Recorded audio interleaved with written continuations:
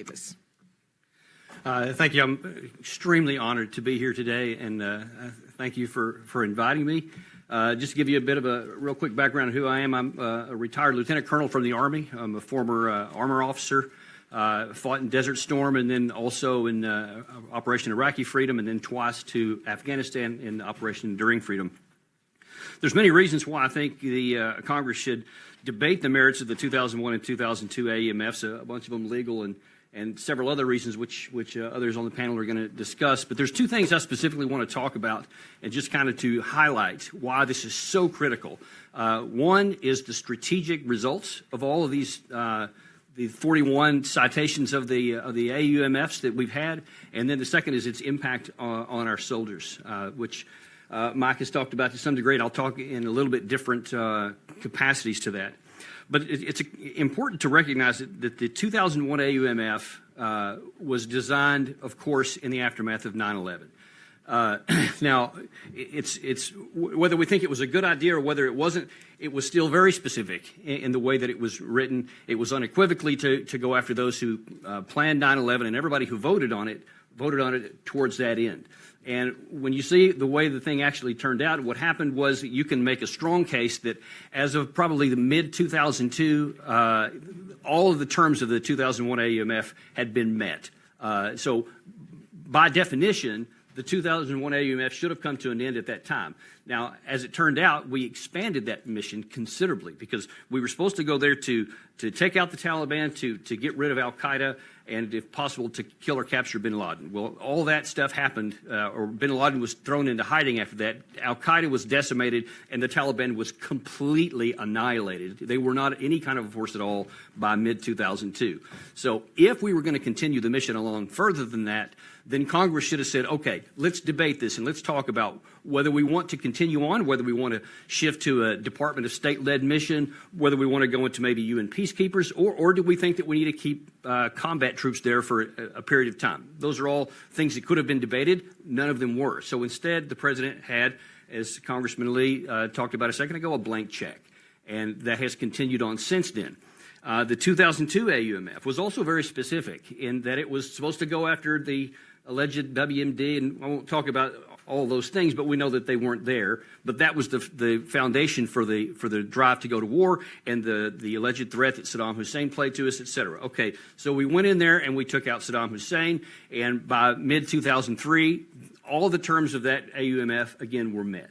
And so if we wanted to continue on, then we could have done several things. We, again, could have said, all right, we're going to redeploy the military. We're going to go to a Department of State-led kind of operation, a UN peacekeeping mission. Again, there's all kinds of things that could have been. Congress should have discussed the idea. Congress should have said, all right, what do we want to do? Maybe the president could have said, here's what I think we ought to do. Fine, no problem with that, but we didn't. We didn't even address any of those things. Instead, the blank check just got bigger, and now we have a second blank check. And now then that thing is decided for everything in the world.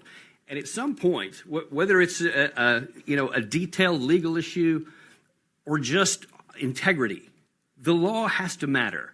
And if we know for sure that this was designed for one effect, we can't use it for something else and literally make up. And some have said they stretched it. No, it's made up. When you go for other things, it is unequivocally just something that has been, well, I'm just going to use this for whatever I want. And then they've gotten by with it. And Congress has allowed it to happen. And I'm extremely grateful for all of the men and women who are in here today. I mean, I can't tell you how much I am. And I really hope that the leadership of both parties will follow your lead and just debate the matter. And if you think that there's a reason to continue on in Syria or in Afghanistan or in Iraq or all those things, I don't think that there is. But if you thought there was, then that's fine. Let's debate it. Let's get it out there so that people have a chance to have their say by talking to you. And you have a chance to inquire of the administration and have your say. And then you'll make the call at the end of the day. Here's what we're going to do. Whatever everyone else has said, here's what we're going to do. But unfortunately, that hasn't happened. The consequence of that can't be overstated on a strategic level. Forget about, for the moment, the personal and the human cost that it's had, which has been profound. I mean, look at what we've gone into. We're now in Afghanistan forever. There's not even, a lot of people complained about President Obama about, he put a date on things, and that, led to people just trying to wait it out. Well, now we've taken that away, and we're just going on forever. We're not even pretending that we're going to leave. That has to stop, and we're paying a price for that, and our troops are paying a price for that. So I was in Afghanistan the last time in 2010, 2011, and I watched firsthand as people that I knew were killed, people that I didn't know were killed, but anyone who wears the uniform is my brother, as I'm sure Mike knows.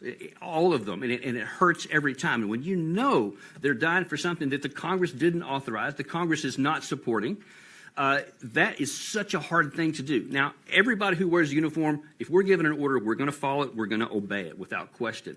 But that doesn't mean that we like it. And that doesn't mean that our lives should be put on the line and thrown away for something that the Congress and the people of the country haven't said, yes, we want to do that. If our lives are going to be sacrificed, and we know that anytime we sign up that could be possible, but if we're going to sacrifice our lives, it should be something that the country has said, yes, we're behind this. It is important. Core American values are at stake here. And if we sacrifice our life, then there's some honor in that. But when we throw our lives away, and it's on something that really, it doesn't even help our national security, I really hope that that'll stop. And the last thing I'll say is, Representative Lee is probably the most courageous member of Congress that I've seen. She was the only one that stood up on 9/11 or after that, and everything she said has come to pass. And she had death threats and all this, I know, from the things you passed, and she still stood her ground. I'm asking now for the rest of Congress to follow that example. Thank you very much for those kind remarks, but also for your very important testimony also, Michael. Thank you very much for really making it plain in terms of why we're here and what we need to do. Rita Simeon.